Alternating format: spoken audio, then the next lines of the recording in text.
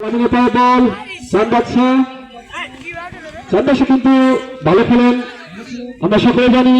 Argentina দলের কিন্তু না সেই তামিল এদিকে একটি দুর্ঘটনা ঘটালো দলের পায়ে বল, এমনকি চান বাদশাহ আবারও পেয়েছিলেন।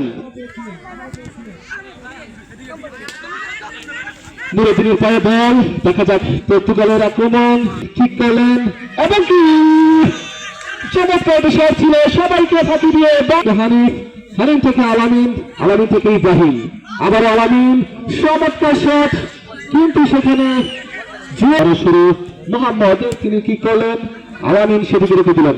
গোলকিপার হাসিব লম্বা করে বাড়ালেন, চমৎকার শট মোহাম্মদ কিন্তু পড়ে গেছেন। আবেদন শট হানিফ কিন্তু শট করলেন, লক্ষ্যভ্রষ্ট করে শট, সেক্ষেত্রে সীমানার পাল্টা আক্রমণে আর্জেন্টিনা, আবারও সেই মোহাম্মদের পায়ে বল, তিনজনকে কাটিয়ে সামনে বাড়িয়েছেন ইব্রাহিম, বাড়িয়ে দিয়েছেন আলামিনের উদ্দেশ্যে, আলামিন থেকে ইউসুফ লম্বা করে বাড়িয়েছিলেন, কিন্তু বল চলে গেল প্লেয়ারদের মাথার উপর দিয়ে।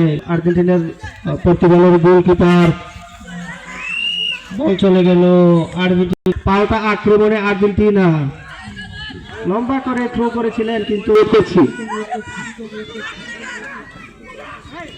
পর্তুগালের গোলকিপার লম্বা দেহের অধিকারী হাসিব, কিন্তু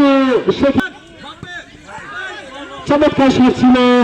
আরো একটি আক্রমণ চান্দাচ্ছা থেকে ইব্রাহিম, সাদা শুক্র আলী, দেখা যাক চমৎকার শট, লম্বা করে